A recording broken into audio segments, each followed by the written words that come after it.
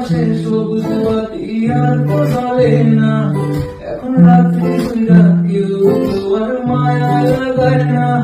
কারো হাসি মুখের ছবি দেখা ঘুমার ভাঙে না। কেউ ট্যাক্সি রোডের দোকানটাতেও ভিড় জমায় না। এখন তারার মতো জ্বলে বেঁধে কষ্ট গুলারে। আমি গিটারের সুর সাথে লইয়া ভালোই আছি রে।